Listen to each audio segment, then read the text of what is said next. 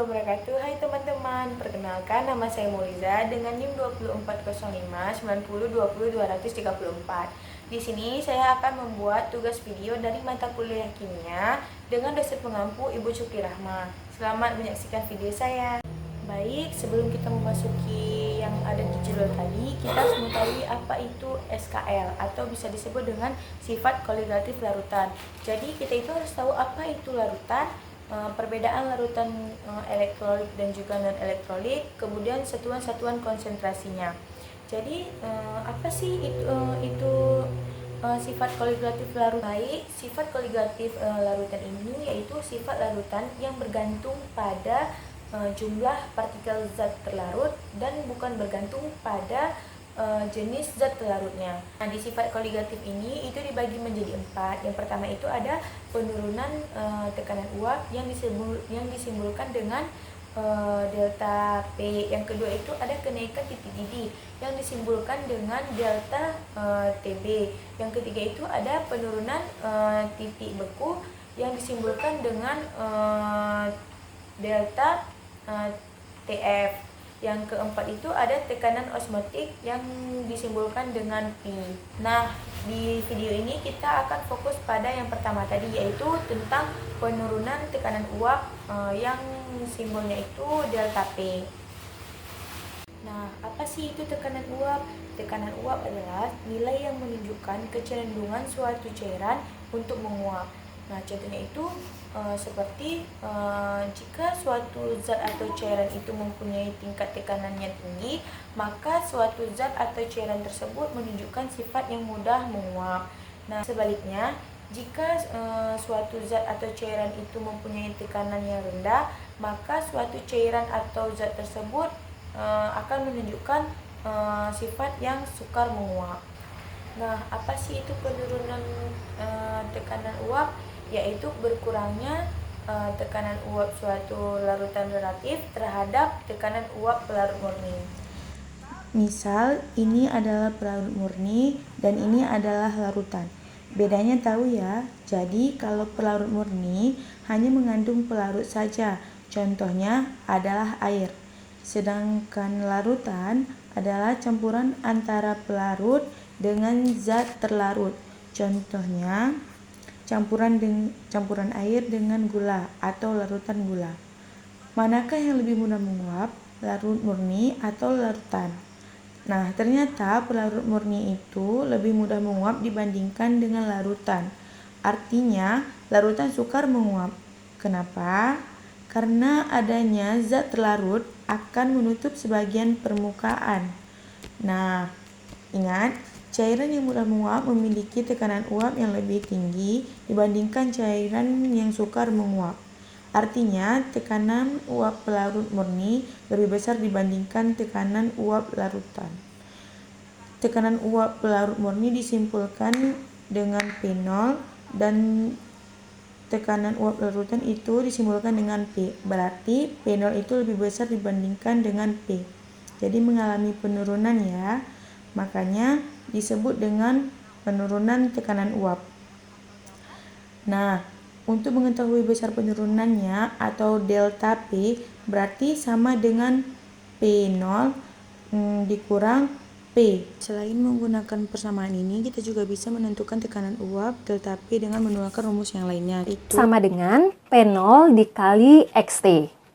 Rumus ini merupakan pengembangan dari persamaan sebelumnya ya, yaitu delta P sama dengan P0 dikurang P.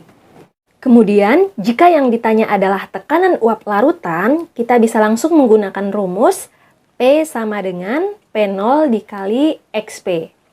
Rumusnya hampir sama ya. Kalau untuk mencari delta P atau penurunan tekanan uap dikali dengan XT, sedangkan kalau untuk mencari tekanan uap larutan, rumusnya dikali dengan XP.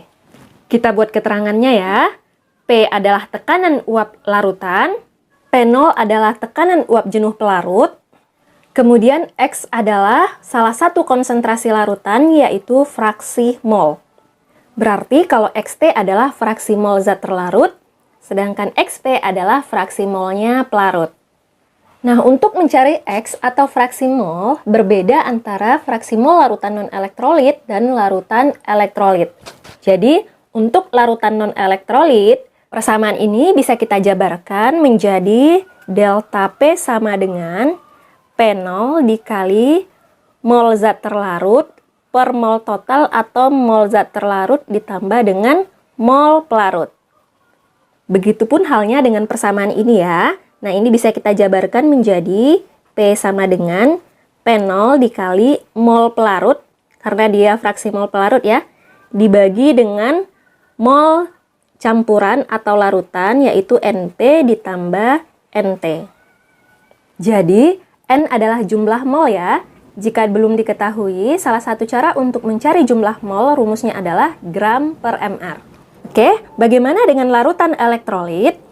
Untuk larutan elektrolit, penjabaran dari rumus ini menjadi delta P sama dengan P0 dikali mol zat terlarut, kemudian dikali I, dibagi dengan mol zat terlarut dikali I, ditambah dengan mol pelarut. Sedangkan untuk mencari tekanan uap larutan elektrolit, rumusnya bisa kita jabarkan menjadi P sama dengan P0 dikali NP per NP ditambah NT dikali I. Apa itu I? I adalah faktor Van Hoff. Faktor Van Hoff ini bisa kita cari dengan menggunakan rumus I sama dengan 1 ditambah N dikurang 1 dikali alfa. N di sini adalah jumlah ion, sedangkan alfa adalah derajat ionisasi. Nah, untuk larutan elektrolit kuat, karena derajat ionisasinya sama dengan 1, maka nilai faktor Van Hoff-nya atau I-nya sama dengan N atau jumlah ion. Oke, jelas ya? Jadi ini rumus untuk mencari delta P dan P larutan non-elektrolit. Lalu ini rumus untuk mencari delta P dan P untuk larutan elektrolit. Untuk lebih jelasnya, kita akan langsung membahas contoh soal. Berikut adalah contoh soal. Yang pertama, tekanan uap air murni pada 25 derajat Celcius adalah 23,76 mmHg. Jika ke dalam 90 gram air dengan MR 18 dilarutkan 18 gram glukosa dengan MR 180, maka penurunan tekanan uap larutan adalah, nah kita tulis dulu yang diketahui ya. Jadi P0-nya itu sudah diketahui dengan nilai 23,76 mmHg. Nah, gram pelarutnya pun sudah diketahui dengan nilai 90 gram. MR-nya, MR pelarutnya itu 18, dilarutkan dengan 18 gram glukosa, yaitu dengan gram terlarut sama dengan 18 gram, dan MR-nya itu terlarut sudah diketahui dengan nilai 180. Nah, di soal ini ada kata penurunan. Jadi yang ditanya itu adalah delta P. Nah, karena glukosa ini dia di larutan non-elektrolit, maka rumusnya itu adalah delta P sama dengan P0 dibagi NT per NT tambah NP. P0 itu 23,76 dibagi dengan NT. NT itu sama dengan N per gram per mR. Nah, NT-nya itu adalah 18 per 180 dibagi 18 per 180 ditambah dengan NP. Nah, NP tadi itu adalah 90 per 18. Kemudian kita sederhanakan dia, sama-sama dibagi 18. Sama dengan 23,76 dikali 1 per 10 dibagi 1 per 10 ditambah 5 jadi 51 per 10. Nah, 23,76 dibagi 51 hasilnya 0,47 mmHg. Nah, itu tadi penjelasan tentang penurunan tekanan uap sebagai salah satu sifat koligatif larutan.